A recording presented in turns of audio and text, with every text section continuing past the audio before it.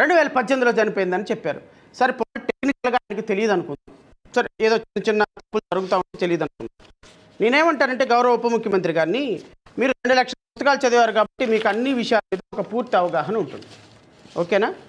ఈ అన్ని విషయాల మీద పూర్తి అవగాహన ఉంటుంది కాబట్టి నేను వారిని ఈ మీడియా సాక్షిగా జనసేన కార్యకర్తల్ని, వీర మహిళలను కూడా కొన్ని ప్రశ్నలు అడగదలుచుకున్నాను. మీ ముఖ్యమంత్రి, మీ అధ్యక్షుడు చెప్పినటువంటి ఈ అబద్ధాలు బహుశా గిన్నీస్ బుక్ వరల్డ్ రికార్డులో కూడా ఎక్కటానికి పూర్తి స్థాయి అర్హత సాధించినాయి. ఎందుకంటే ఒక పబ్లిక్ ప్లాట్ఫామ్లో నుంచొని కొన్ని లక్షల మంది చూస్తుండగా, కొన్ని వేల మంది నీ మీటింగ్లో ప్రజెంట్ అయి ఉండగా, ఇంత గౌరవప్రదమైన హోదాలో కూర్చొని, బహుశా నేను కూడా ఒక లాయర్గా నెలకి ఒక కేసుకి 10,000 20,000 తీసుకొని వాదించే నాకు కూడా ఇంగిత జ్ఞానం, బుద్ధి జ్ఞానం ఉంది. ఆ హోదాలో కూర్చొని మినిమం ఇంగిత జ్ఞానం లేని, మనకి చదువు ఎటూ లేదు, ఇంగిత జ్ఞానమైన ఉండాలిగా, మనకు హానెస్టీ ఎటూ లేదు, కనీసం మన 10 మందిలో మాట్లాడుతున్నామన్న లజ్జైనా ఉండాలిగా. ఇవి కూడా లేకుండా పచ్చి అబద్ధాలు కళ్ళార్పకుండా మాట్లాడుతుంటే ఈ బాధ్యతలు ఎవరికి చెప్పుకోవాలండి? ఈ పాప చనిపోయిన తర్వాత అండి, ఈ పాప పోస్ట్ మార్టం రిపోర్టు అండ్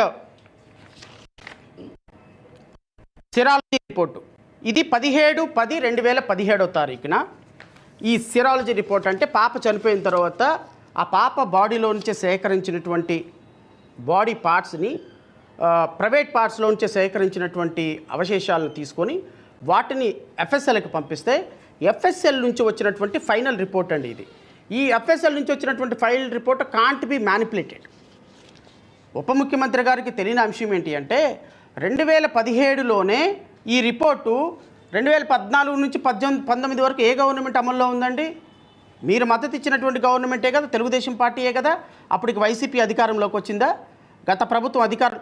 ఒక పార్టీ మీద మీరు రాజకీయపరమైన ఎలిగేషన్లు చేయండి, కానీ ఆధారాలన్నీ ధ్వంసమైపోయినాయి అని ఒక కుక్కను చంపాలి అంటే ఆ కుక్కకి పిచ్చిది అని ఒక ముద్ర వేసి చంపేసే ప్రయత్నం ఒక ఉప ముఖ్యమంత్రి హోదాలో మీరు చేయొచ్చా?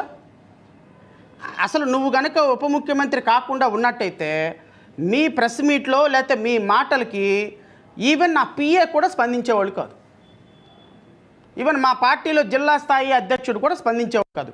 Because you are holding a honourable deputy chief minister post, I'm forced to clarify your remarks, I'm forced to counter your allegations.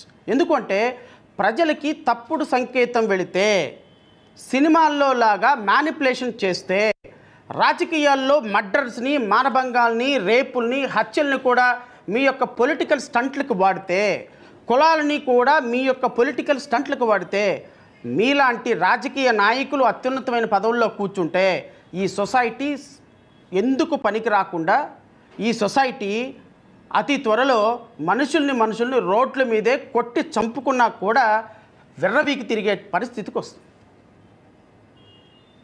17/10/2017 ఈ పాపకు సంబంధించినటువంటి సిరాలజీ రిపోర్ట్ వచ్చింది. ఇది after the perusal of the above said documents, in the light of the forensic science laboratory analysis report, I am of the opinion, to the best of my knowledge and the belief, that the above said deceased, అంటే పాప 14 సంవత్సరాల పాప, above said deceased cause of death is died due to abscina resulting from antemortem pressure over the neck with evidence of recent sexual intercourse prior to her death.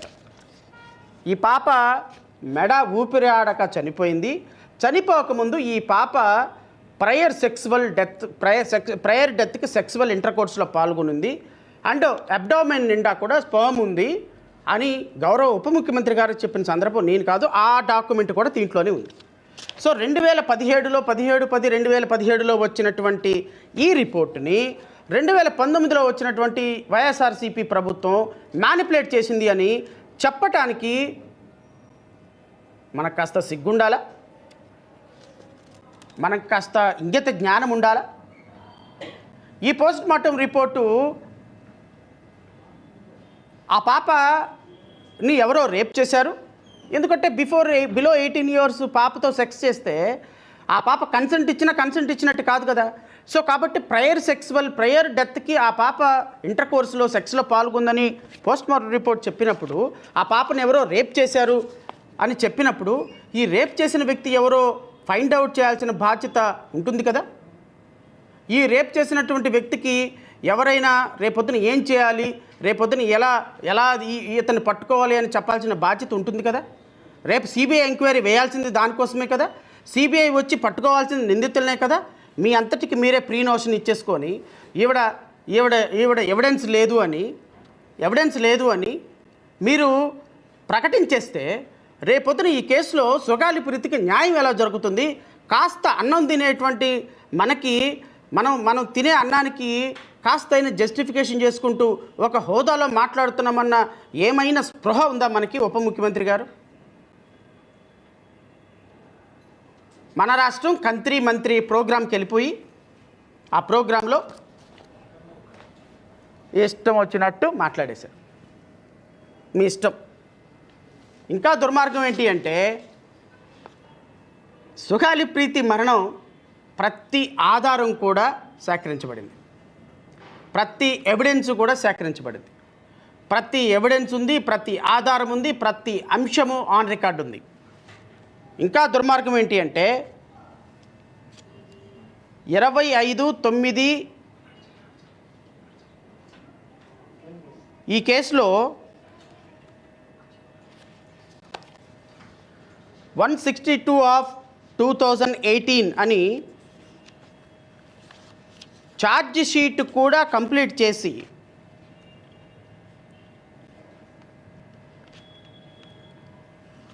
25/5/2018 అంటే తెలుగుదేశం ప్రభుత్వం అధికారంలో ఉండగానే ఉప ముఖ్యమంత్రి గారు కొంచెం ఆలోచించండి. ఇది కూడా నేను చెప్పే డేట్స్ కొంచెం నోట్ చేసుకోండి. 2019లో ఈ ప్రభుత్వం అధికారంలోకి వచ్చింది. 2018 మే నెలలోనే ఈ కేసులో విచారణ పూర్తయి సాక్ష్యాధారాలను సేకరించి 2018 మే నెలలో in the court of the special judge for trial of SC and ST's PO Act cases 6th additional district కోర్టులో కర్నూలులో పోలీసులు, తెలుగుదేశం ప్రభుత్వంలో ఉన్నటువంటి పోలీసులు వేసినటువంటి ఛార్జ్షీట్ ఇది. ఈ ఛార్జ్షీట్లో వాళ్ళు పొందుపరిచినటువంటి వివరాలు ఏంటో కూడా నేను చదివి వినిపిస్తా. ఈ ఛార్జ్షీట్తో పాటు పోలీసులు వేసినటువంటి evidence 161 sub class 3 CrPC statements from LW1 నుంచి LW27 వరకు, అంటే 27 ఇండిపెండెంట్ సాక్ష్యాధారాలను విచారించి ఆ సాక్ష్యాధారాలని కోర్టులో ప్రొడ్యూస్ చేశారు. Number 1 post mortem certificate. నేను ఏదైతే ఆ పాపను రేప్ చేసి చంపేశారు, గొంతు ఊపిరాడక చనిపోయిందని చెప్పినటువంటి పోస్ట్ మార్టం రిపోర్టు కూడా కోర్టులో వేశారు.